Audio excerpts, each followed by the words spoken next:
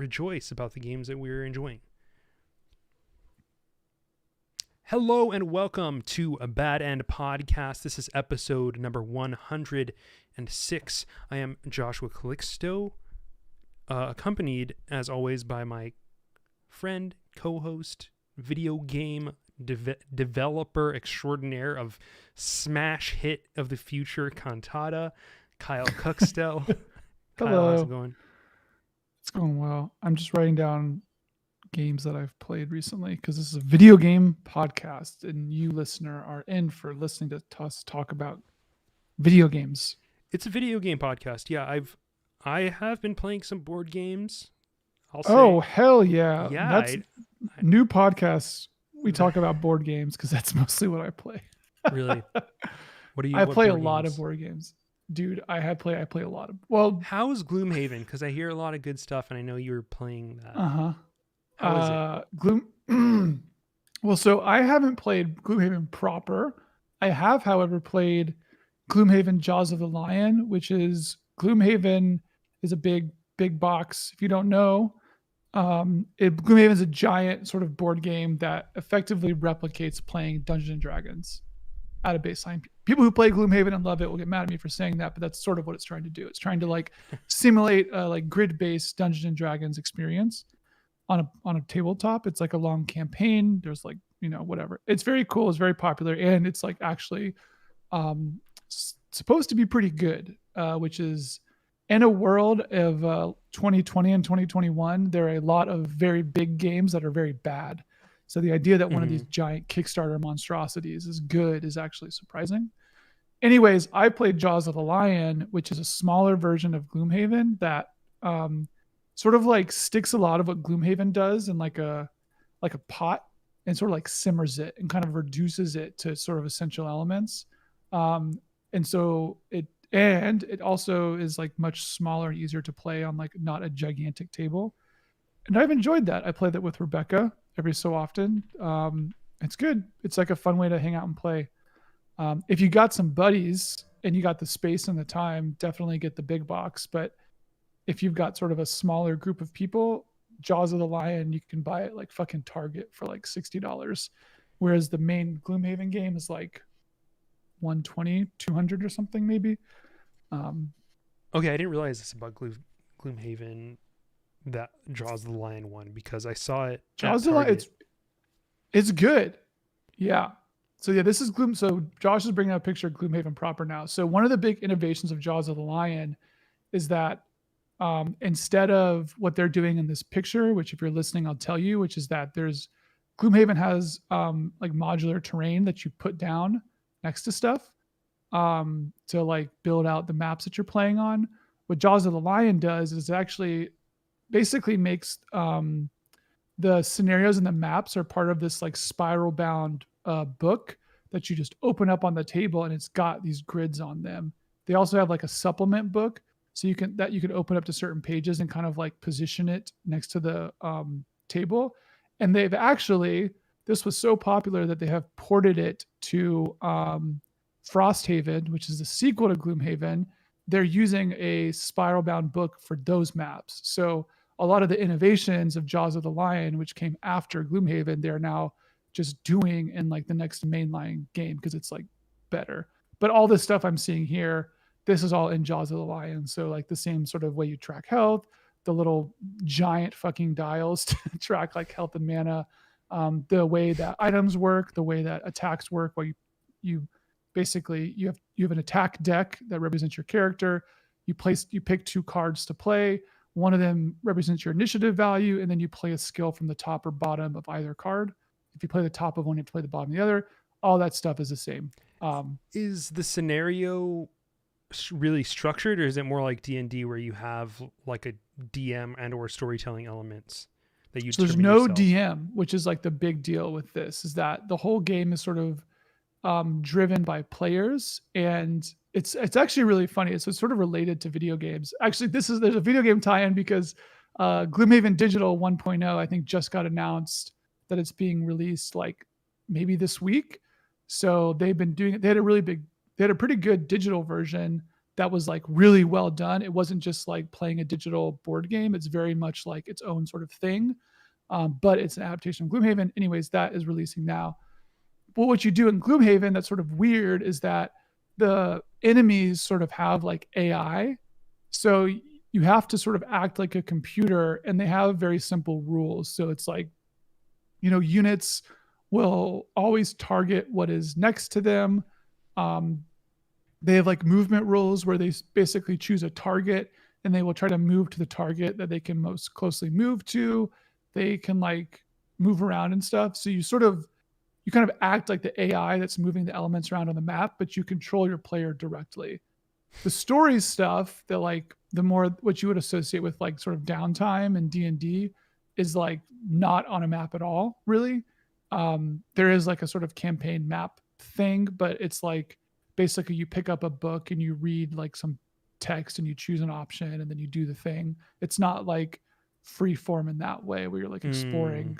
It's very much like I'm doing a battle scenario, or you're in between battle scenarios where you're like leveling up or whatever. But yeah, the game's it's supposed to be, again, I haven't played the real one, but I can speak to Jaws of the Lion and say it's really fun. If you want like a good sort of like sit down and have like you want to control a character with its own sort of skills and abilities and like basically play sort of a tactics games with your friends, it's very much that sort of thing.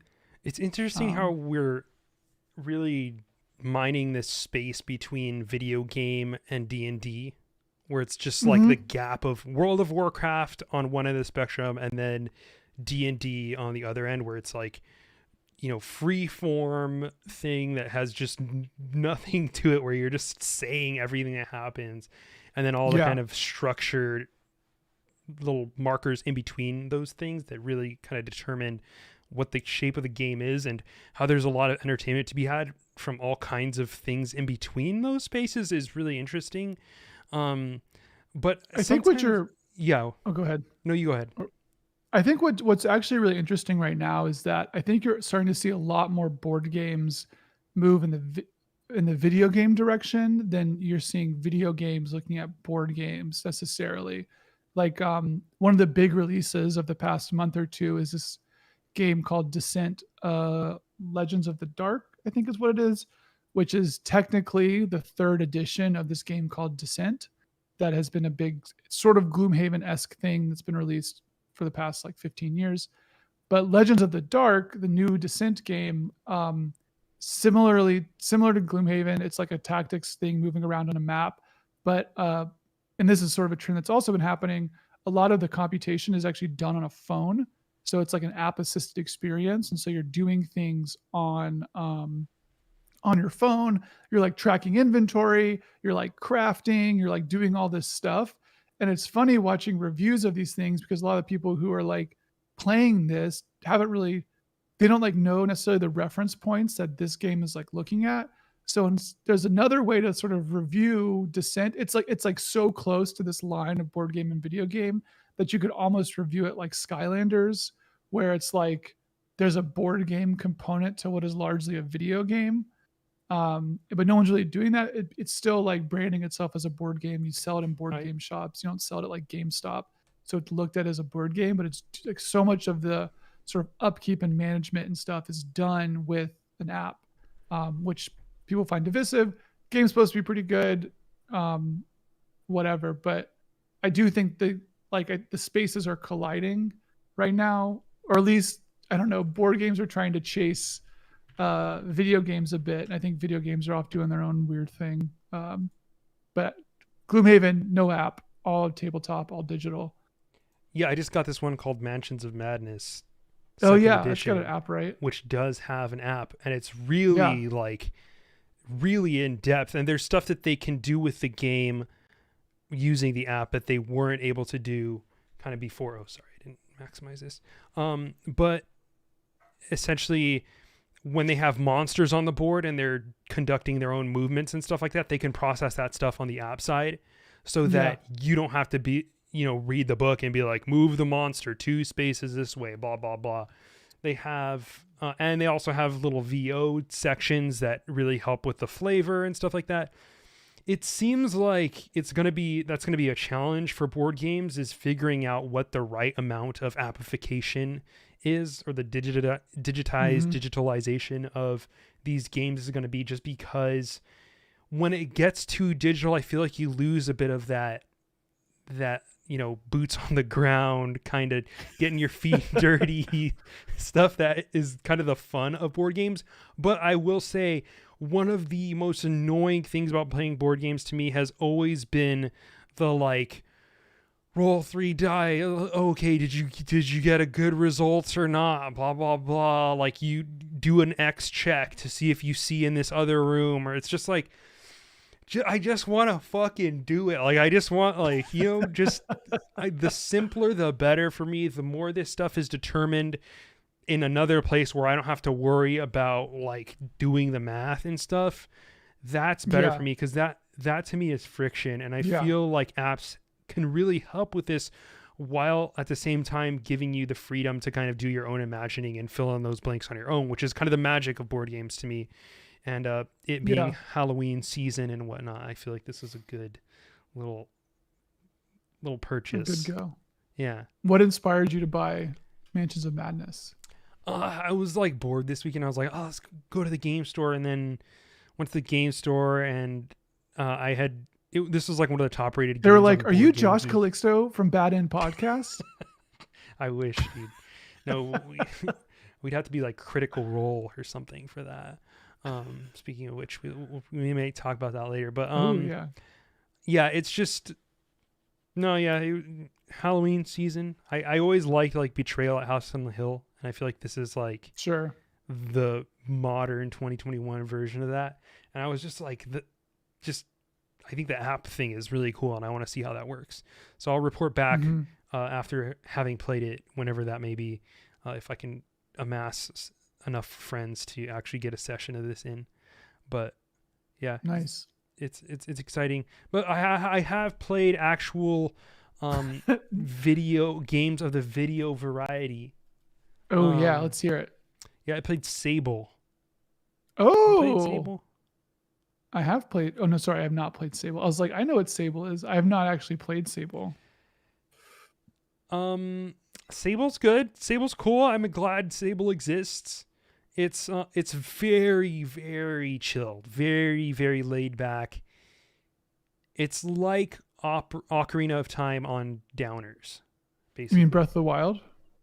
Yes, Breath of the Wild. On down. Yeah. Great tagline.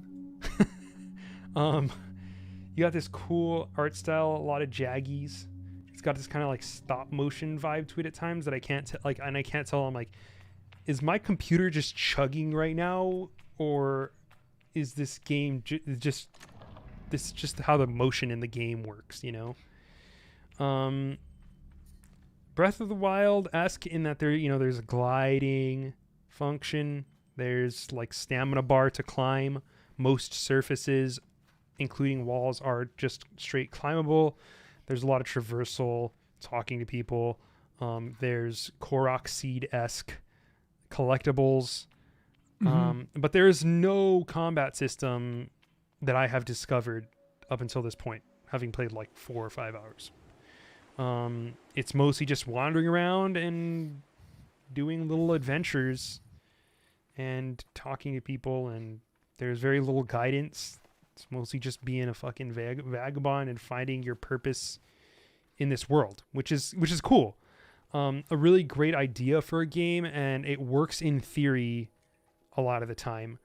That being said, I feel like I do need to be in a certain mood to play this game, and I always feel like I don't know, having played it up until this point, like, it feels like there are better things I could be doing with my time when I play this game, which is not like a very good way to look at a game, and that's probably like something slightly broken in my own head. But at the same time, it's like I want to put on a podcast or like listen to a new album when I have this thing playing. Just because it is so like, there's so many moments of just like wandering around these just empty fields. It demands a lot of the player, and my brain when I play games, I feel like I'm just not that type of gamer. You know what I'm Mm-hmm. saying? Or Mm-hmm. I don't often feel at peace when I'm playing a game.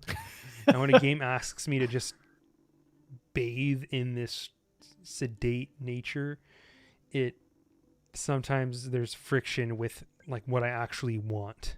Well, like I feel like if you want to like really hang out and chill, like I can sort of do that unmediated, or I can like I've actually brought this up on the Bad End Discord, which if you subscribe to us on Patreon, you get access to the Discord. It's wonderful, Funland, bullet points, Heterotopia's gangs all in there. Um, I just forgot what I was gonna say. I was talking about like um You sort can of like do that Twitch. yourself. Well, like Twitch is sort of like Twitch's role in like gaming, where I've, as someone who like grew up playing a ton of video games and has played a lot of video games, I can get a lot of the same sort of like brain hit from watching people play stuff instead of playing stuff. And if I don't have to play something, I also can like don't have to put the cognitive burden on execution of what they're doing. So like a lot of me relaxing through video games is not like sitting down and like playing a game. It's sitting down and like watching someone play a game where I can like sort of experience that same feeling of moving through the world, but I can like lay on my back on a couch with my laptop on my belly. You know, I don't need to necessarily like do the action. And like I played so many video games that like, you know, I don't need to be the person to do the thing. Like I'm not like telling the person to pass the controller because like I want to, you know, grapple up the 800th cliff of my video game playing career. Like I don't need to move around the world. I sort of know. Or when I do, there's a reason that matters. I think a lot of stuff is like, just to pull back to what you're saying, right? If you're trying to relax through a game, some people might find the play state itself relaxing, but if a game is like trying to be a relaxing game, that's a little bit of a misalignment for at least my own expectation for what I want from a game. Like like a chill game. I don't know how a chill game fits into my life. I'm like a chill game is me not playing a game, really. So Yeah, that's a good point, and that's been to an extent my experience with it. It's almost like the difference in playing a baseball game and just like sitting in the dugout for fucking 4 hours or whatever, and like just being in the stands and eating hot dogs and just like coming out whenever they make a home run or whenever you hear people clapping or whatever, you know, yeah, like you can kind of put whatever stake in it you want as a third party observer, but you have to be there holding the right trigger, riding your sluggish motorbike across 5 minutes worth of land that has nothing of interest, besides just like these really nice views.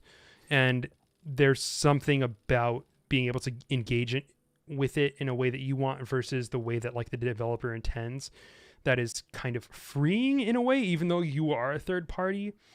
But that's not to say that I don't like this game or that I think there's anything wrong with it.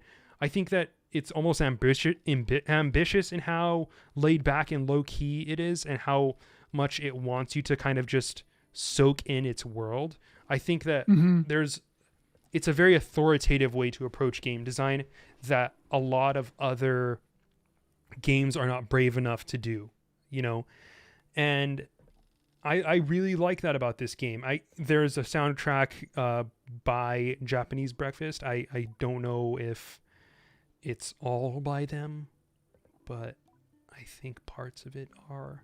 I know parts of it are because they have this really cool moment toward the beginning that's just like you having the tried and true awesome experience of seeing an open world and having a song with vocals play as you go through it for a few minutes, you know?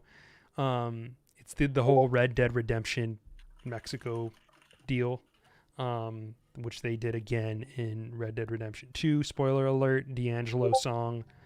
But yeah, it's good stuff. Josh, I forgot to press record in Audacity. Okay, that's fine. I guess we have the YouTube video, but I can start recording now. And Yeah. you can rip the first part because it's coming through Discord, right?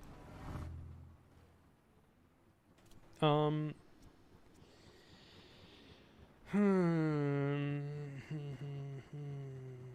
Because you're getting the audio and it's writing to the video file on YouTube. I can download the audio from YouTube.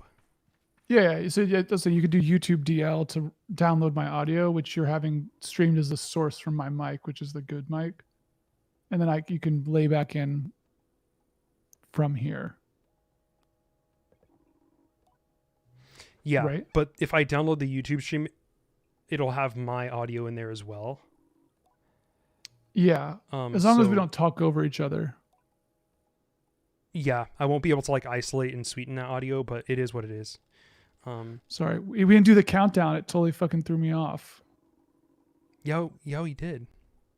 We did? Yeah, we did the countdown. Oh my god, I was just like riding the countdown ride.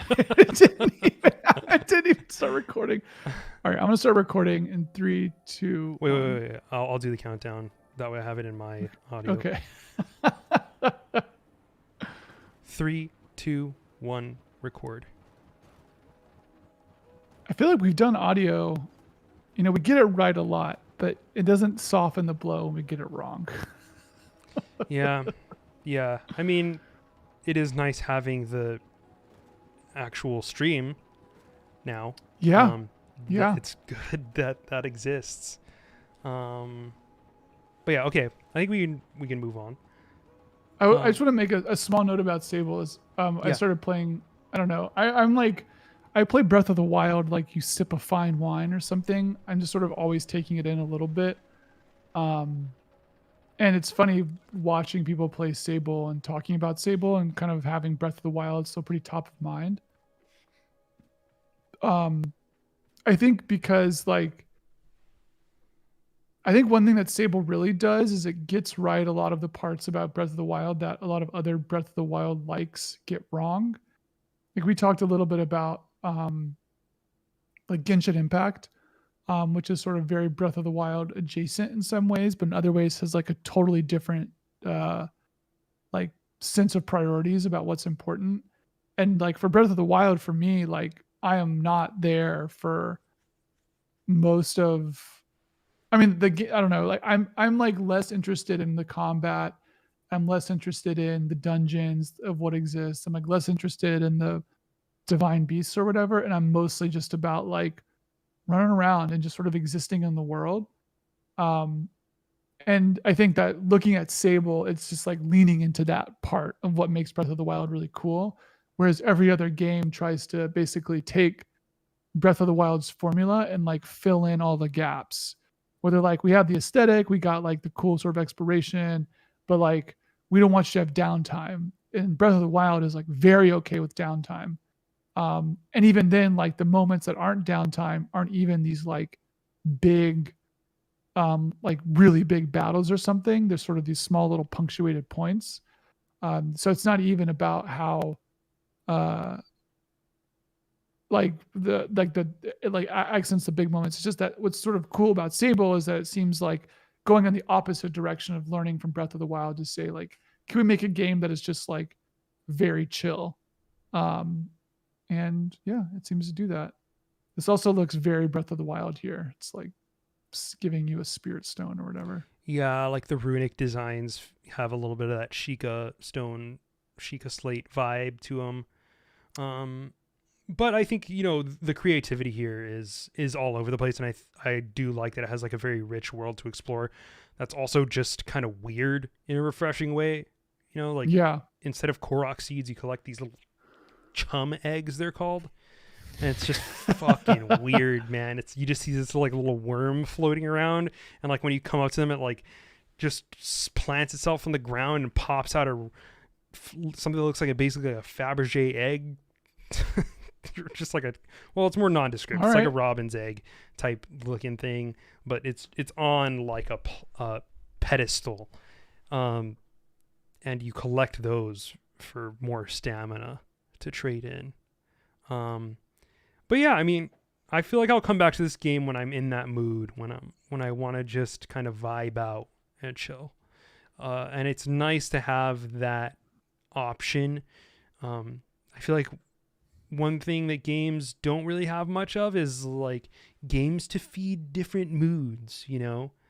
Um, Mm, like scented candles. yeah, exactly. Or music, where it's like, it's there's staring out your window music and being sad when it's raining outside music and cozy music and fucking Christmas music, all types of things to just suit different moods and vibes and games. Not so much, it's like I guess there's like turn off your brain games and then like more heady like strategy, but there's more depth that we can mine than that, I Yeah. think, and Sable is a step in that direction. I think that's probably one of the best things I have to say about this game, in addition to like it just looking really freaking cool and having Yeah. Jbrekkie. So Oof. check that shit out. Um, Um, yeah. I was thinking about brain turn off games and like sort of chill games. I think my genre for that, if I do want to play a game to chill, is racing games. I find like racing Hmm. games sort of very calm, and it's like just enough of that like hit to have like a very loosely defined goal, but also that it's not like you're not making a lot of decisions in a racing game. So it's with great honor I can tell you that Cruis'n Blast is a blast. You played Cruis'n Blast. Tell us. Hell yeah, I bought Cruis'n Blast, man, and I've been playing some Cruis'n Blast. Uh, for those who don't know, Cruis'n Blast is the latest game and the Cruis'n franchise, which you might know from arcades around the world. And they had for a while, they were doing console releases. They did Cruis'n USA, uh, my favorite, Cruis'n Exotica, which was much maligned, but I loved it. Um, Cruis'n World, and now we got Cruis'n Blast, which is just fucking wacky. Cruis'n is like a very like just think of the game that you play in like Walmart growing up, where you like double tap the floor pedal to make your car do a backflip, and your like foot catches a McDonald's fry under the pedal. Like this is that game. Um, and it's just stupid and it's fun and it's totally brain off. It's not even like hard like Mario Kart where you kind of have to like you can drift and stuff, but there's no like serious sort of moving around the map. Like you can probably be pretty good just driving around, and the game is like very generous with keeping you on the track. So you can just kind of fucking front flip and back flip your car all the time. All the cars are crazy. I think you can unlock a Tyrannosaurus Rex eventually to drive, which why not? Um, Damn, this looks trashy as and hell. it looks fucking junky, which is also amazing because I'm like, you know what? I don't care. I The don't like need more than what this has given me. the recycled textures where it's just like little Oh clearly like yeah. tiles everywhere. I mean, it looks like a PlayStation 2 game. Um, it's A not highly good. modded PS2 game, basically. Yeah, it looks like what you probably think that Need for Speed looks like. Um, yeah, you're just doing flips. You can drift kind of, It's like the and it's serious stupid. Sam of racing games. And it gets sort of increasingly ridiculous with each map. Um, and the maps have a little bit of the. I don't think there's even laps. Yeah, I don't think there's laps. You just just single. So you're moving through a map. It's similar to sort of similar to Sonic and All Stars Racing Transformed, where the maps sort of get increasingly weird over time and messed up, which is kind of fun. And yeah, there's really nothing to say about this game besides like they did it and it's fun. I haven't played the Hot Wheels game yet, which I was a big fan of. I don't remember what it was called, whatever the Hot Wheels game was for like PC in like 2003 or something. I Man, played I the used to shit play out of those when that I was game. a kid. Yeah, I loved They that. were good, man. And the new one is supposed to be really good. I think it's Hot Wheels Unleashed is getting like really good reviews. So whatever for whatever reason, right now, throwback racers are having a moment, and I'm all about it. So that was my brain off I mean, we had discovery. Burnout. That was the beloved series, We have Burnout. the Burnout arcade series. And then just real quick, I'll talk about Dandy Ace, which is on Xbox PC Game I've Pass. never heard of this. I Yeah, saw I you show the hadn't video and I was either. like, what the hell? Yeah, it's I hadn't heard of it either. It was just one of those where I was just like, oh, this looks interesting. I'll try it out. And it's really honestly, it is just basically a Hades ripoff, but you're like a Gambit looking motherfucker who throws cards. This has some of the worst writing I've ever seen in a game before. Like, it is just incoherent, just awful, cheesy, eye The way it rolly. looks, it's like the same as Hades. Yeah. Yeah, the movement. I mean, if that's what you're looking for, just like shittier Hades, slightly shittier Hades, like, It's not even been a year, you know? It's like, just play Hades. yeah, but I mean, I've already got, played so much Hades. It's different, than Hades. But it's actually still like playing the game itself is pretty fun. Like, they got different powers. I think you pick up different abilities. I don't even remember how different powers. I don't even remember how Hades works, but it has like a card collecting element where you get powers, and then each power doesn't Hades do this where every power has like a secondary ability that you use to enhance like, you can enhance your dash with like a certain ability, and then you can enhance like your basic attack and your special attack, right? Yeah, but it's not like combinatoric. It's just that you can get an ability where it's like your basic attack does this, and if you have another basic attack one, you'll replace it. Yeah. This is like a little bit more deck buildy-ish than that, I want to say, because you can choose like each card or ability is a primary and secondary thing. So if there will be like a blast that poisons your enemies, but if you have it on the secondary tier, it will enhance the ability in the primary tier by making it poison enemies when you use it. So there's little combinations and stuff to try out, which is cool. I feel like there are ideal ways to do stuff. So there's like some projectiles that go through enemies and some that don't, right? And like that's useful if you have a move that will stun enemies, because you can like stun a whole group of enemies with just one projectile. But if you want to poison them, you want something that has like a high rate of fire, because that way you get more hits, and then you can multiply the poison rate by more because you're throwing more shit at them. So it feels like there are some like quote correct things, but part of the fun of the game is coming up with little card combos that let you do fun and things that seem OP. I will say that it is like a good amount harder. I won't say that it's harder than Hades, but it feels like you die more. I guess maybe because because the dialogue stuff isn't such a big deal in this game. Like, you're skipping every dialogue sequence. It does make me wonder if because Hades is I don't want to get to the roguelike debate, but like Hades as a thing was pretty sort of like, it's very notable notable for how it interpreted this like roguelike formula, and that it like took a lot of what Supergiant was good at, and then applied this other formula to it, and then added this sort of narrative element that was really compelling. And I think that what games take away from Hades will be interesting to watch. And this seems like, obviously, the combat, the picking. I saw like shops have 3 items that you pick, and you're collecting gold when you kill stuff. Like, it's funny because Hades is both sort of on this own trajectory of other stuff that's like popular.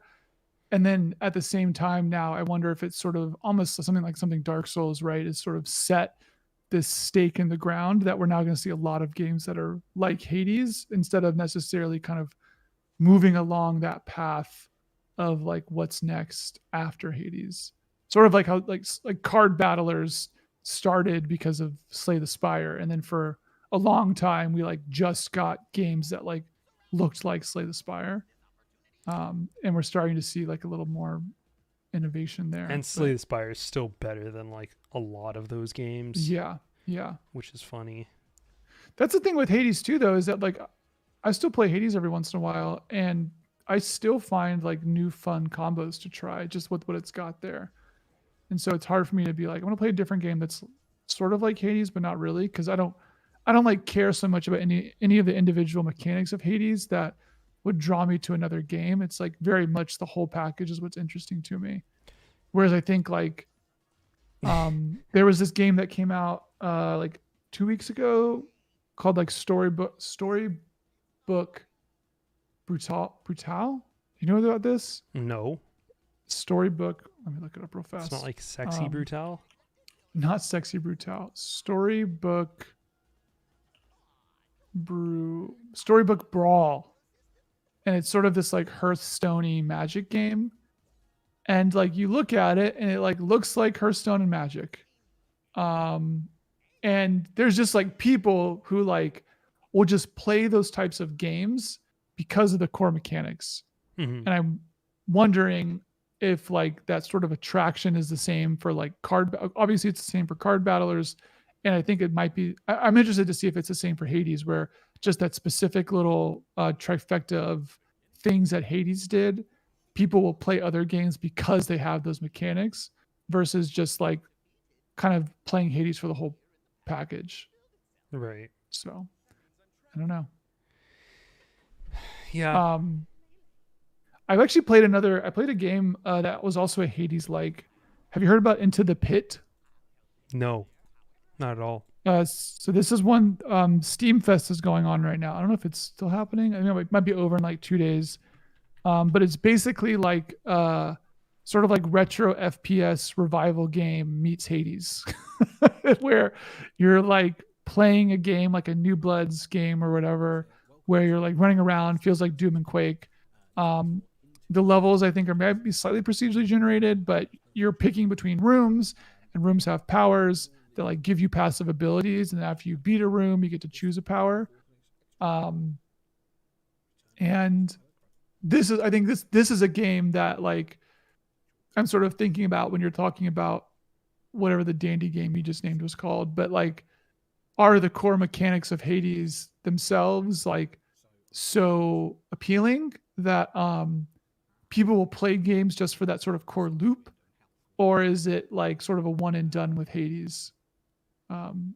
Yeah, you slot in like this is sort of the equivalent of the like picking your weapon. I guess it's not picking your weapon. This is more like picking like mirror stuff. You get these passive runes that you can slot in. And then once you're in, it's like shooty. God, this is wild. And it's fine. I don't know. It's like I think I defer back to what I just said, which is that like the core mechanics of Hades I think are cool, but I only really want to play them in the context of Hades. I don't think they're so compelling to make me play a game that's like, you know, it's like a retro FPS, but with Hades. Right. I played the demo. It was fine. It looks cool. But like, I yeah, haven't it's got seen the any shooting yet. Yeah, the 5 intro minutes takes in. a weirdly long time. Yeah, skip ahead a little bit here. Josh is watching the video. It looks a little You'll see it Devil when it's Daggers-y. shooting. Yes, it has a very Devil Daggers vibe, actually. Like Torchlight Devil Daggers. There you go. Okay. So it like looks and smells and feels like a retro FPS. Did you ever play yeah, Heavy no, it's- Bullets? I did play Heavy Bullets. That's like what this is too. Like Yeah. game, like from a flow Talk about a standpoint. game that's got like a long tail of influence that like no one remembers. I feel like every like arena-based shooter owes some fealty to Heavy Bullets. Yeah, I mean That and like also, OG Ziggurat. like FPS roguelike is still something that I feel like we haven't fully seen play out. But Heavy Yeah. Bullets did a good job of that like a long time ago and never really got recognition for it beyond our I feel like I remember like the sphere and way that stuff. game was released was weird. Like it was like a Kickstarter promo for something. Or like it like didn't go directly onto Steam. You had to like get it as a direct download. Like it was I remember it being distributed sort of weirdly, unless I'm just like stupid and don't remember. Yeah, So that I think that sounds. It's an old ass game though, man. Like it's been yeah, forever since that shit came out. I don't remember what the circumstances about surrounding its release were, but yeah, I mean, this gives me that kind of vibe in that it's very. It necessarily has to be linear and closed off the way like a Doom would because it is roguelike. You can't just make a whole fucking world unto itself that you just walk around and shoot stuff in. Like that's just how this kind of thing is. yeah. But it exists kind of somewhere in the middle. But yeah, this does look interesting. I'd be willing to try. I mean, the art style is really cool. That's sort of why I tried it, and I do. I mean, I'm a millennial, so I do like the sort of retro FPS situation. But it's like I don't know. It's not like enough to. I like sort of played a demo, and I was like, that sure is a retro FPS with Hades mechanics. And then I was like, yeah, neither of those things combined to be incredibly whatever. More than that for me. So yeah, I played a lot of Next Fest games. I love that shit. Just download like 7 demos and just sort of run through them. Yeah, I mean, and the ones that you were showing were, or at least, sending us in the Discord seemed pretty cool. Like Oh that yeah, cyberpunk thing. Oh, it's like Anno. It's got some weird last name. Anno Mutanon Mutationem or something like that. Yeah, yeah.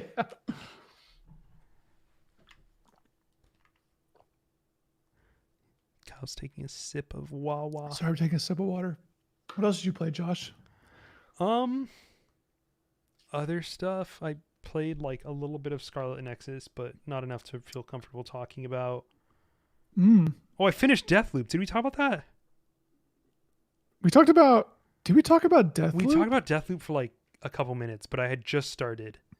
We talked about the art style.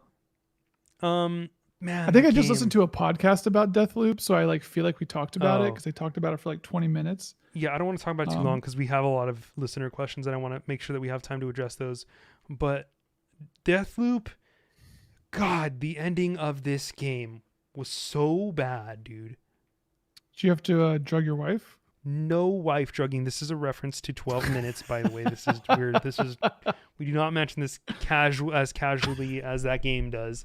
But no, it's just like there is similar weird twist stuff that feels super forced and just not cool.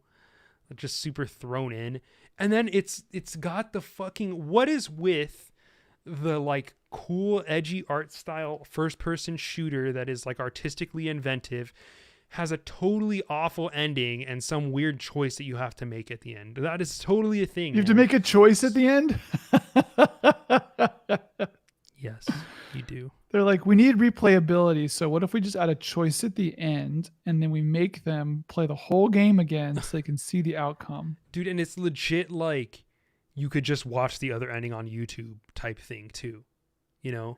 This was like, I feel like my fealty as a gamer broke when I found out that in BioShock, the curve of like the atom you get from like killing the little sisters or saving them or whatever is basically the same. I was like, fuck everything about this. My trust is broken. I'm no longer a gamer. My choices don't actually matter. I'm a cog in the machine. Yeah, isn't it just such a funny realization that like all that time, the choices matter thing, no choice ever. They don't matter. I'm sorry, everyone. I'm sorry to break this illusion. No choice you have ever made in a video game fucking mattered. Spoiler alert. Except for turning the game off. I think if you turn the game off, that's like the most radical choice you can make in a video game. Yeah. But if it was like a dialogue option, yeah, sorry, dude. That shit don't mean shit. Maybe in Disco Elysium, but I'm starting to hear that like even that is a little bit more shallow. Like you still see the same story beats in a lot of cases, even though some of the writing will be different between. But it's like, I don't know, if you get different writing and different like tone out of the game for making a different choice, I think that's worth something. I But think I've it's like if your whole thing is like your choices matter and they don't, that sucks. I think what's sort of the saving grace of Disco Elysium is like I don't think it makes some claim about like how dynamic and immersive and crazy sandbox the story is. You're kind of just exploring the dialogue. But yeah. something like Bioshock or like Mass Effect, it's like all your choices fundamentally change what you can do in the game, and that results in like you get to pick a sniper rifle on the next level instead of an assault rifle, and that's your choice mattering.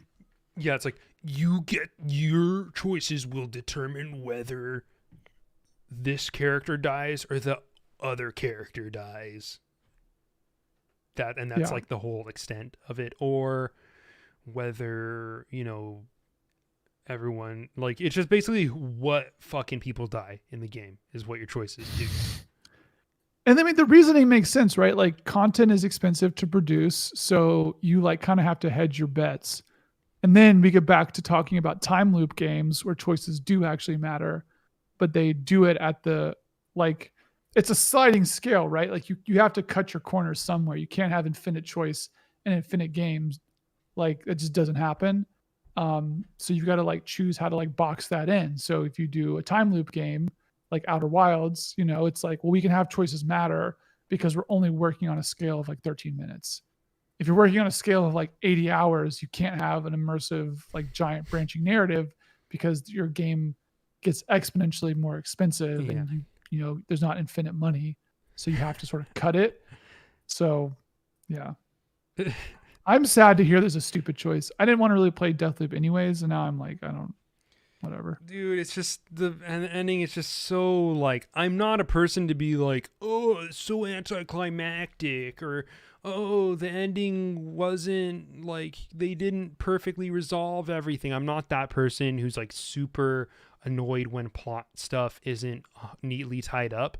But the ending of this is just, it's like the ending of a SNL skit where they just don't know what to do, and they're just like, all right, well, there, you beat the boss, there, thanks for playing, here's the credits. And you're just like, what, like, what is this? It's not, oh god, it left a bad taste in my mouth. That the rest of the game's kind of bullshit, besides like the art and the characters who are cool. The two main characters, like, their personalities are like kind of cool, a little too Joss Whedon-esque for my taste, but they're pretty cool. Besides that, everything else is like, there's some frustrating shit in that game that's just not fun, but it is what it is. Deathloop, I don't know. Death loops. Well, Let's do some listener questions. let's do some listener questions. We got a We lot got of a questions. lot of questions today. I'm excited about answering questions. Makes me feel important. Like what I say people care about. What are questions at? Oh man, there's so many questions. Remember our 50th episode when we did 50 questions? Oh my god. That felt like Listeners, so that much. was a lot of questions. Around like question 35, we were like, shit. We were 50 like, questions how are we gonna do this? is a lot of questions. I think my butt was like sore from just sitting straight on a chair for like 3 hours. Knowing this, we would head into a new question and immediately just start going into tangents about like whatever. Okay, we got to get through these questions. Yeah, let's get started. Will a 1v1 video game ever take off as an esport? My first thought is like StarCraft is already successful as an esport, is it not? I, in the spirit of the question, I'll say, will it ever become a top esport? It was the esport. Okay, but this was like when there was nothing else. It's before there was money. Like Counter-Strike there was no existed. team-based esports at that time. Counter-Strike sort of. Counter-Strike. Halo.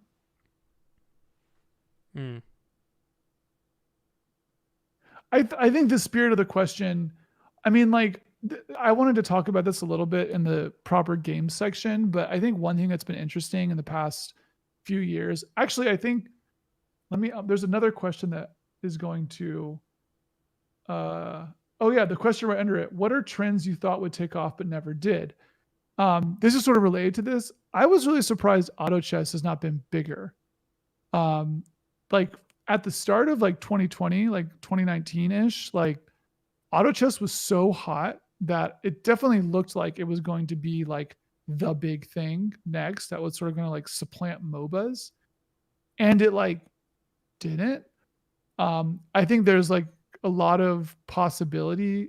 I still think like the auto chess formula itself is really compelling, um, and can be applied to some other stuff. But I was sort of surprised that like, at least as far as I know, stuff like teamfight tactics and like Dota Underlords and like auto chess proper are like not as big esports and like the vernacular of esports. We're still very much in the like MOBAs and first person shooters genre.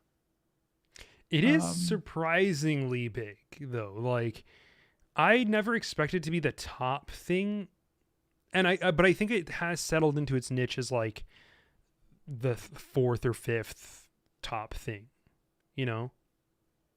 but I guess, but the thing though, right, is that like there's one thing for like Riot who has like giant reach to produce a game and people play it. Like I think that's a whatever. But you look at like other games in the genre. Like I don't think auto chess is successful just because Teamfight Tactics is really popular. Because like I was looking at the Steam top played games today, like Underlords. Underlords isn't even a top 50 played game. Like the most popular auto chess right now is Legion TD2, which is like sort of a tower defense game that came out like this week. So it's like very popular right now. Hmm. Um, Even now, I'm looking on Twitch, and I don't see Teamfight Tactics. It's at like the bottom. Well, so let's see. I don't know. 2, 3, 4, 5, 6, 7, 8, 9, 10. 1, 2, 3, 4, 5, 6. It's not even in the top 50 right now. There are more people. Oh wait, it's not sorted by views. Twitch. Okay, hold on, listener. I'm sorry. Oh no, it's still, so it's like barely in the top 50. It's number like 46 right now. Being beat by like fucking Overwatch Really? and Mario Party. Someone's playing Mario Party 7 and there's 10,000 viewers right now.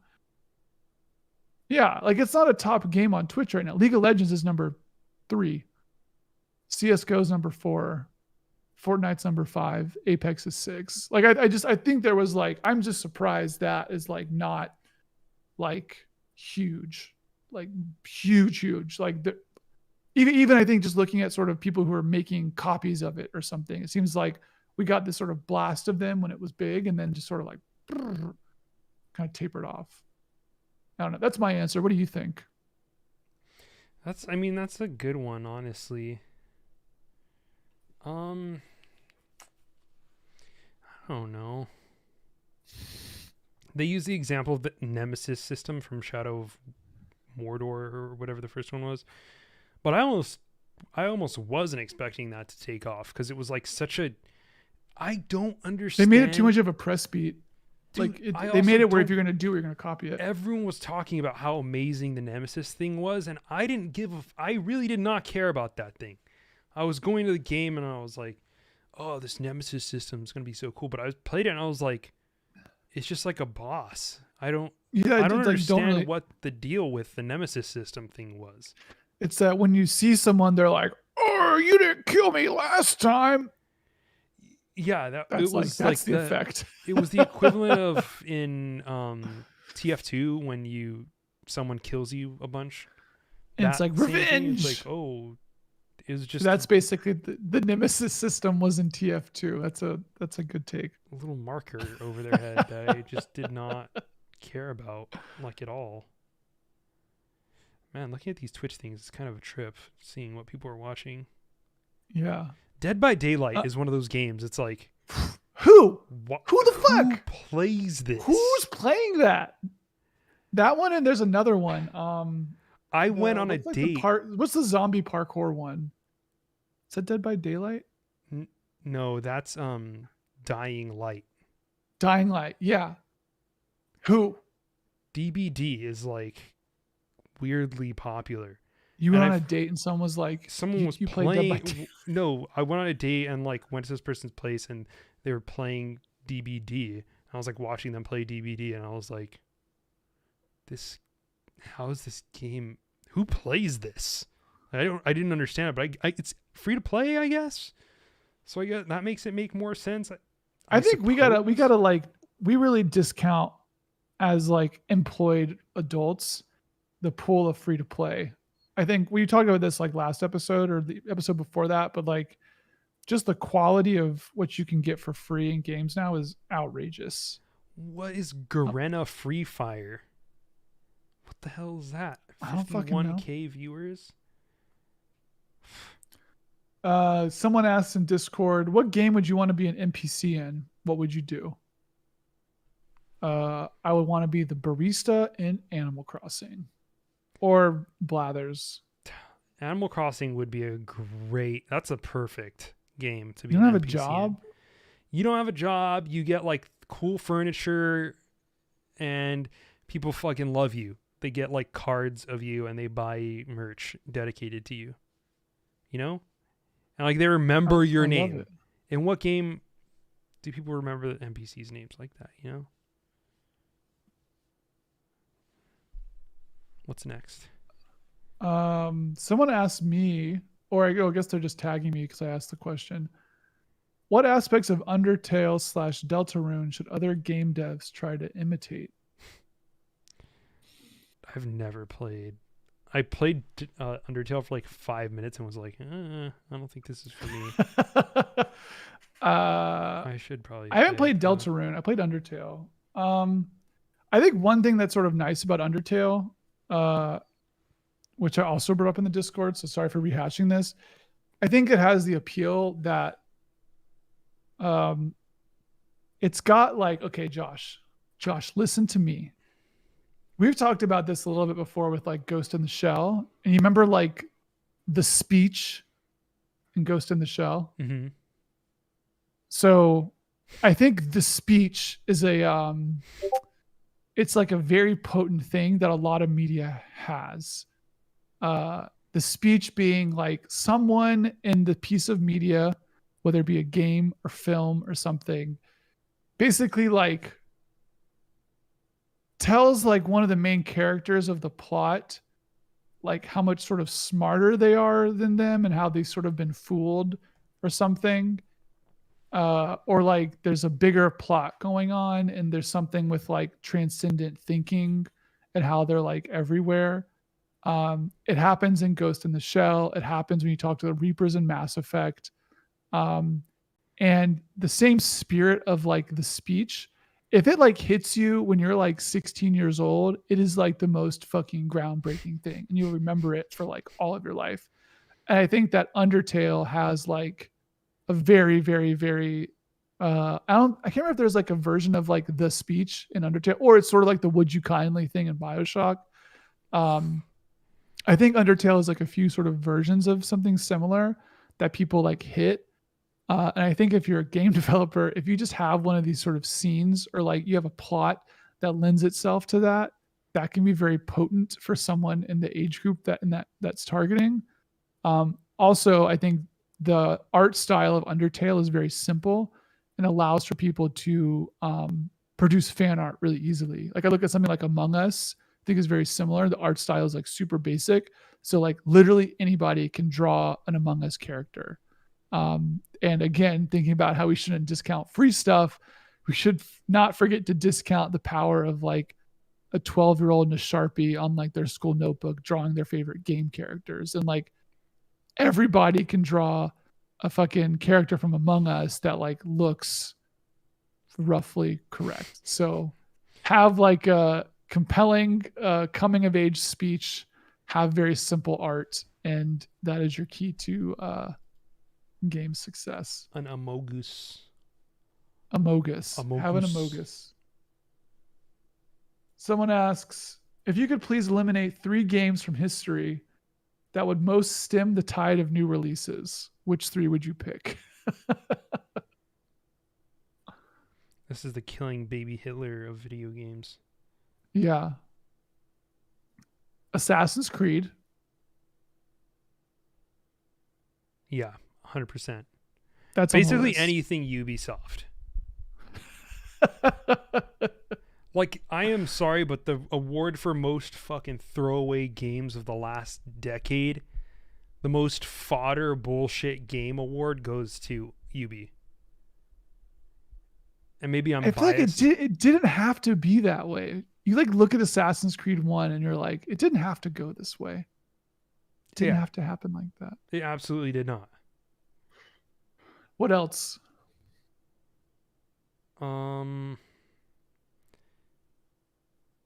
We got another question about this, actually. What could redeem the Far Cry formula?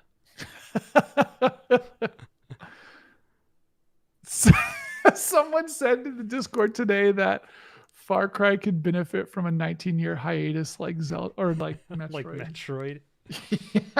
Yeah. Just take some time off. Get some distance. You know? Stop making probably making the next 3 Far Cry games right now as we speak. Yeah, it's like it would take I did not play Far Cry. Fucking ideas. Like no one played Far Cry 1 and was like, more of this.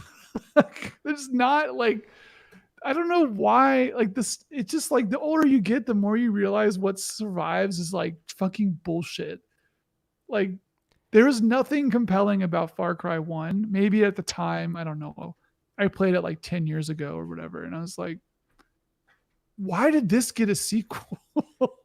Why do we not have like 8 sequels to Crysis? Like, why is Crysis the one that languishes? Well, Crysis was the good one, for sure. And Crysis is also 2 bullshit. sequels. I know, but there are fucking 7 Far Cry games. Yeah, that is nearly 4 times. Because Far Cry was Ubisoft's shooter. Yeah. Right. Like their single player open world shooter, and it fit into the Far Cry formula. Like after number 1, it totally changed. It's not like it even used elements of Far Cry 1 and Far Cry 2 and 3. But it was I have one to cut. Oh, go ahead. It was their formula, you know? And it's just do something different. Like it's not even like a directive, you know? Anything would make Far Cry better besides just doing the exact same fucking thing over and over and over.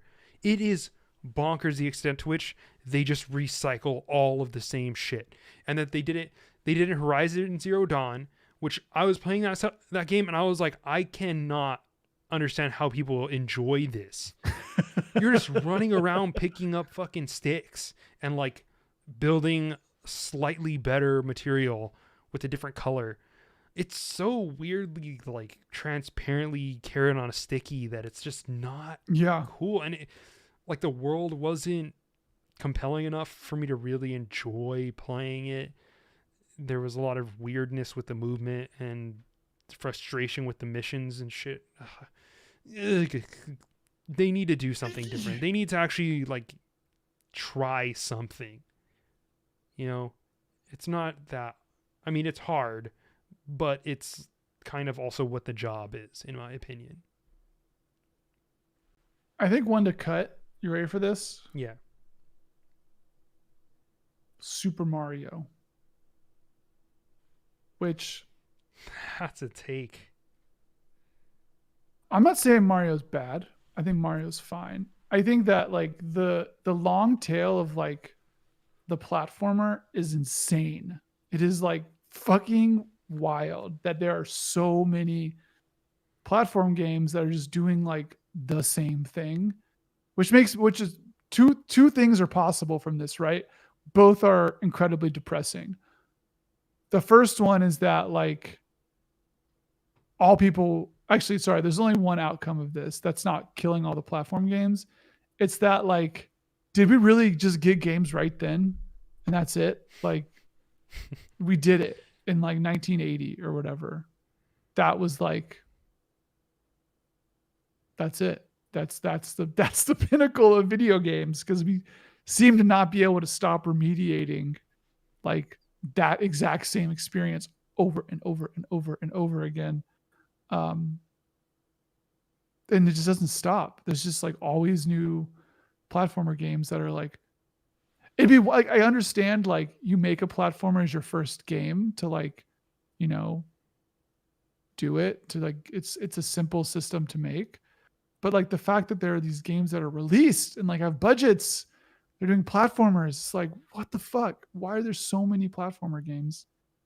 So Yeah, I mean, I can get on board with that to an extent. I think the platformer. if we're trying to stem the tide of releases, yeah, I feel like the baby Hitler of but video it's games was is like it Super so? Mario. But our platform's so bad.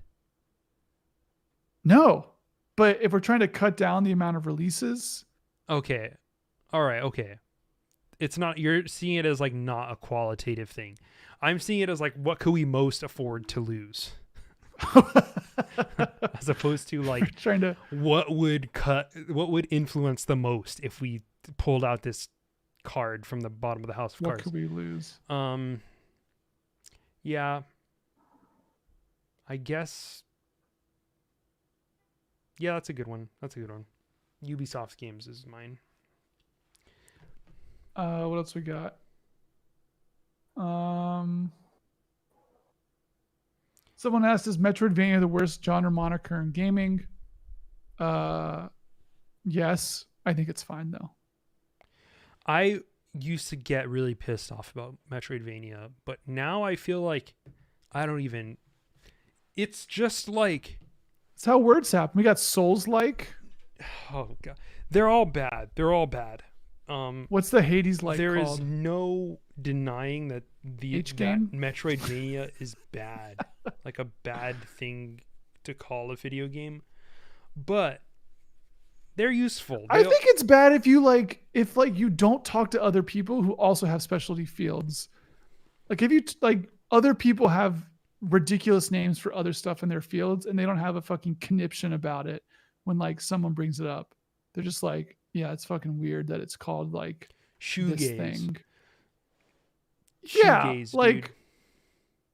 Who cares? Like no one who's doing I mean, maybe they're mad about it, but it's like they I feel are like having a conniption when it's like, bro, shoegaze isn't even like the fucking. That was just made as like a derogatory term for people who would play the music back in the day. Whatever. If you want to like know about the game industry and like genres, then like you have to learn a little bit.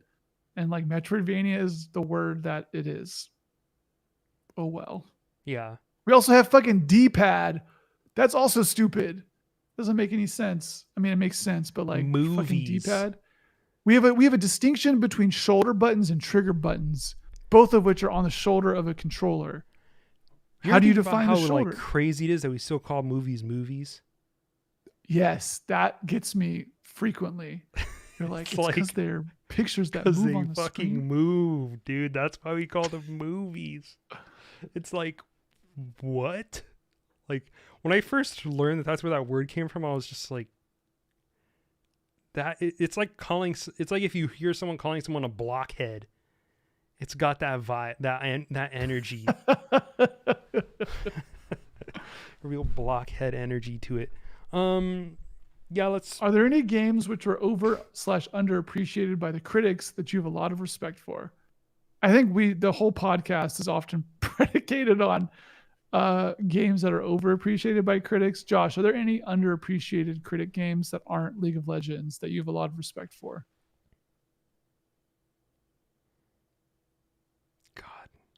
League of Legends is you can't just gloss over that one. That's like the big one, dude. League of Legends is still so popular. We have reached a really depressing point, Kyle. Which is I used to watch this streamer, I'm a Cutie Pie, right? Oh yeah. He was a League of Legends streamer, a pro player, and just like really funny. He had a lot of followers and really bad facial hair. really just terrible look, but that's kind of what made him what he is. It's part of his charm. And he like fell off League like a year ago, I want to say. He just stopped playing, and then like now he's coming back and playing a little bit more League again. And it's like we're at the point where you have like washed up former stars of League of Legends, and it's like fucking depressed. It's like the surreal life when fucking Corey Haim is like on TV and trying to make more money, or Flavor Flav is like the royalties has dried up for the most part, Give me and they're not making $5 as on much. Cameo. I'm a cutie pie. Will do your voicemail. It's so sad, man. I see these videos and he just looks, the life is drained from his eyes. He's had a divorce at this point. Oh my God. Yeah. Damn. He's really like, guess I'll play League some more. And I don't think he's doing it for the money, to be fair, but it has that like vibe of it's just not the same. You know, we have all aged, and we're all there because we're trying to like relive the magic of his heyday, but it's fucking gone, man. It's gone. Ratings are down. Like it is so. I'm looking at this right now, and the top 3 streamers are, wow. Okay, Riot Games has the top stream because of esports. Then it's Tyler 1, and then the third. Well, actually, no. This only has 100. Sort by viewers, high to low. Okay, some Brazilian people. There's always like some Brazilian folks, Korean guy. Wow, most of them are like overseas streamers, not even in the US. Wow, it's just wild. This game's still globally popular, but there's some droppage for sure. But I think like, you know, a lot of that is Valorant somewhat cannibalizing its own brother. But League of Legends still has like double the amount of viewers as Valorant, which is interesting. Huh. We're in a weird time right now. We're in a real weird time. I've appreciated I watched like a lot of Day 9 when StarCraft 2 came out, and it's been sort of cool to watch his arc, because he could like totally be in washed up territory, but I think he's been really good. He was like sort of one of the OG streamers of StarCraft 2, and was like obviously like a very big deal in like the pro circuit. He was like, I think at his prime, he was the best random pick StarCraft 2 player, which means that he would start a match and pick random instead of picking a faction. Most pros pick factions to play, and he would pick random. So he could basically, he's very good at StarCraft 2. But then sort of like cut a path for himself where he became like an announcer, and then like kind of fell off that a little bit, and then has really transitioned well into like Magic. And so he mostly streams Magic now. And like, it's sort of cool to watch, I don't know, grow with him in that way. And he's not just trying to like relive the StarCraft 2 memories. So yeah, it's crazy to watch like streamers with arcs done that, to be fair, but yeah, just him specifically has got that very dour. I mean, the guy has nutty amounts of money. Yeah. In his peak, he was making $2 million a year, not even counting sponsorships. Damn. Okay. So he'll be fine, but it is just weird that we've reached that point where we're like, League of Legends is 12 years old, man. It's like, this thing has been through more than a decade. Madness. I'm trying to think of if I have an answer to this. Disco Elysium. I think we talked about the article again recently, but there was some article on PC Gamer or something that was like, 2 years on, Disco Elysium is still the best game I've played in the past 2 years. Yeah. Just don't know when it's great. Beginner's Guide. I don't think Beginner's Guide was Promessa, dude. Promessa slept on so hard. Super slept on. You dug up a real treasure with that one. Yeah. Zach asks, how can I make $300,000 on Twitch? Be hot. That's the first step. Hot? I don't know all the steps, but the first one is be hot. Be hot. Be good at your game you're playing. Or I think play a lot of different stuff and stream all the fucking time. Yep. Also, like, don't be too smart. Don't be too smart. Yeah. You got to be a little amateur. Don't upgrade all your equipment. Just like get a better camera. Yeah. Here's a good question from Para asks, you guys talk a lot about, oh, sorry. You guys talk about a lot of different games on the show. How many of the games do you actually complete? Like 1% of them. I think for me especially, it's very rare that I finish a game because I don't know, I'm an asshole and I've played a ton of fucking games, and you like after a while they like feel very similar. So it's hard to, unless there's like a very compelling reason to like actually play through it. The act of playing it itself is not intrinsically rewarding to me at this point. I think stuff I have beat recently though. I did beat Origami King. I beat Hades. I've beat Dark Souls 1 and 2. I'll beat Bloodborne soon. I beat Mario Odyssey. I don't know, Josh, what about you? I beat most of the games. Like, especially if I like the gameplay loop, I'll beat it. So I beat, maybe not even like, if I enjoy it enough, the experience of playing the game, and it keeps me coming back, I'll beat it. So I think you beat a lot of games. yeah, I beat a good amount of games. It's about 70%, maybe more. Well, maybe not, because there's some games that I really like. Just my intent is never to like dip more than my toe in, or never to do more than that. So yeah, I'm looking at some of my Steam, and it's like most of these. There's a lot of multiplayer stuff.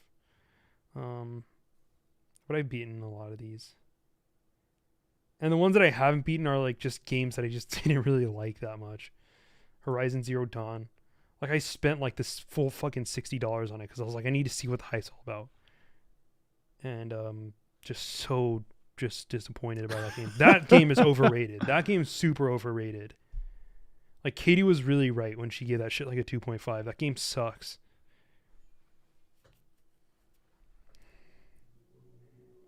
That whole just like mishmash like art style too is starting to make its way into other stuff. There was like some other game, I don't remember what, but this just like, I don't know. I think like speculating about game companies is always like fraught because we don't actually know. But Josh, you always talk about like stuff that's been focus tested to hell, and I feel like there's something with like the aesthetic of that game where it has like a very similar issue where it's like, why pick an art style and we could pick every art style? Horizon? Just do all of them. Yeah. And it's just this like explosion of like everything. I think I described on the Discord as like you're looking at like an ArtStation portfolio project or something, but of like 80 different people, and it all just kind of blends together. And it's just like there's not like a strong identity to it. It's like the white girl with dreads. And it's like basically you know what that game really reminds me of is the 90s. Like hardcore 90s vibes from that game. And I'm talking like a Chris Columbus directed fantasy movie or something. No, like sort of, but also like I think a lot of the dinosaur craze of the time. Oh yeah. And weird video games of the time, like Turok-ish type shit. Yeah. Then like the weird white people trying to do culture thing all combined into one. Of like, what's the band, Rusted something Root? Is it Rusted Root? I don't know. I never heard of them. They do that. On the way. Yeah, Rusted Root, dude. World beat rock band. It's really world music. Yeah, Horizon Zero Dawn is the world music of the video game industry. No, except that it's not like global. It's just like white people like, oh, fucking tribes, and post-apocalypse, the white girl with dreads. it reminds me of just those shows that have like animatronic creatures and like weird It's like Chuck E. Cheese core. Five Nights at Freddy's doll type Yeah. shit where it's like, ugh. There was a show on PBS called The Puzzle Place that had that sort of vibe to it. I used to watch a lot. Out of the Box Fraggle. children's. Out of the Box. Yeah, Fraggle or like Rock. Gullah Gullah Island. Yeah. Just like weird sort of, yeah. Out of the Box at least like had an actual black person on the show. And like Gullah Yeah. Gullah Island too. But it's like, Yeah. it was like if that show was just like all being done by white people and like they were the only ones who had a say in it, and it also had dinosaurs and technology and shit and like weird theme parks. Mm-hmm. That game has that vibe to me too. What were we talking about? God, that game sucks. Sorry. I'm trying to think of other good questions. Wes asks, where do you want the next Truck Simulator DLC to be set? I think it'd be fun to see a truck simulator in like some part of it you go to like the desert and it's like Mad Max and you have to like do just normal truck simulator stuff in like a post-apocalyptic wasteland. I think that'd be sort of funny. There's no roads. That would be fun. That's kind of like SnowRunner. Yeah. But SnowRunner's not fantasy, right? No. Yeah, SnowRunner, but you're delivering stuff to the castle in Frozen. Last question. How much higher are AAA games going to turn the racism dial? All the way up, baby. They're just going to keep going. And they're going to keep going and keep saying their games aren't political the whole time. That's like fucking fodder. That the fucking dude at the Capitol riot had like a Dishonored tattoo. Like that, the audience is those people. And like the games industry is too fucking bullheaded to be like, we shouldn't be racist because people still buy our games. I also think there's just like a ton of willful ignorance in the like decision making tier of game studios. It's like, why are our fans toxic? And it's like, because you make games that celebrate racism and your player base is full of assholes who think that you're on their side. Did you see the New World thing? How like apparently like the game like it was like supposed to be Native Americans or something? Yeah, like you're supposed to be just killing like actual God. Native Americans, and they were like, oh, this could be construed as racist. Why are our fans so mean and racist? It's like, fucking look at what you're feeding them. We don't see color, bro. Like, this is just the reality of history. Was you collecting gear and leveling up your character to kill brown people? They're gonna go all the way. They're gonna keep doing the racism until it like totally bites them in the ass. I mean, as long as they have people in charge who are just like absolute just dickwads, yeah. And I don't think that's gonna change anytime soon. If there's one thing, I saw this like this funny tweet that was like, oh, diversity, like what they say, we have a diverse workplace, and it's like the workplace, and it's just a bunch of emojis of like the hierarchy pyramid with just like white guy at the top, white guys on tier 2, white guys tier 3, and then like tier 4 has like white women, and then like a couple brown guys, and then like tier 5 and 6 is like where the diversity actually kicks in, which is just so fucking true, dude. At every workplace I've ever worked, it's like the diversity is, it only goes up so far, you know. But that's kind of just the way it is, and so you can kind of expect the big decisions to be made by not actually diverse people, regardless of how many diverse people you have working on the lower rungs.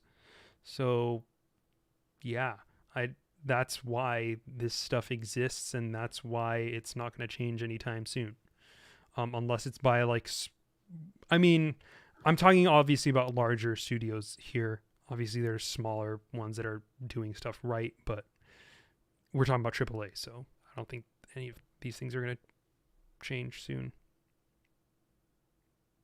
Nope. There was one more. All right. There's one more question. If you only pick 2 games to play for the rest of your life, what would they be? Oh, fuck. Oh, that's a good question.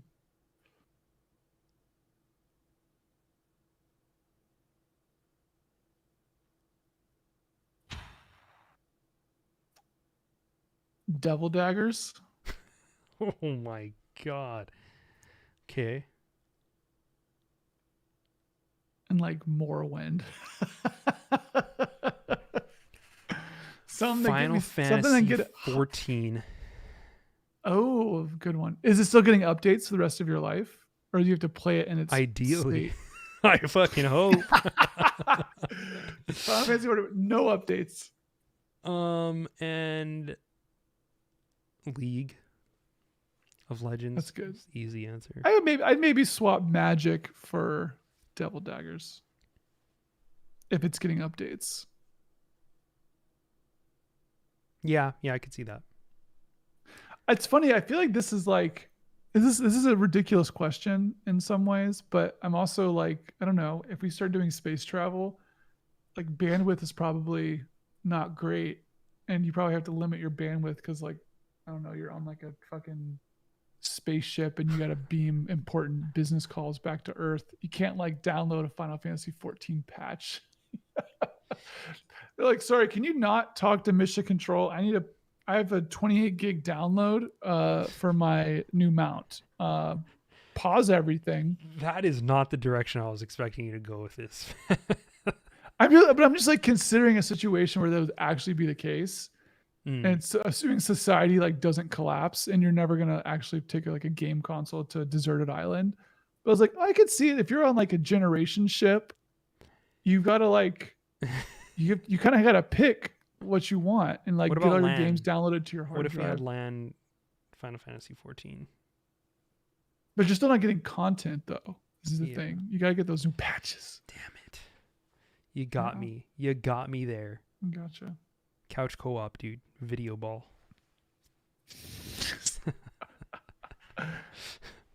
Video ball. Samurai. You want to wrap it up? Yeah. Ooh, that's a good one. We're Bad End Podcast. Thanks so much for listening to our show and or for tuning in. Sorry about that little hiccup we had there. Hopefully the first half of the episode sounds good. If not, blame it on me. We tried our best, and we'll strive to do better in the future.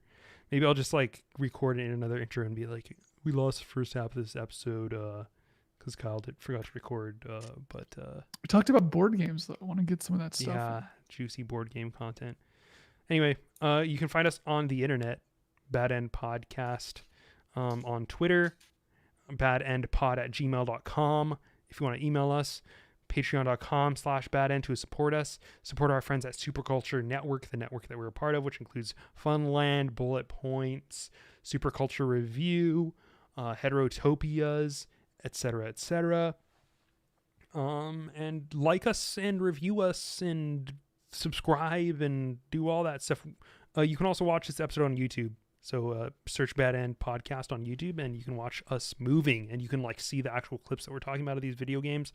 There will be some of the more hiccupy moments in there because I can't really edit that video before it goes live because I'm too lazy.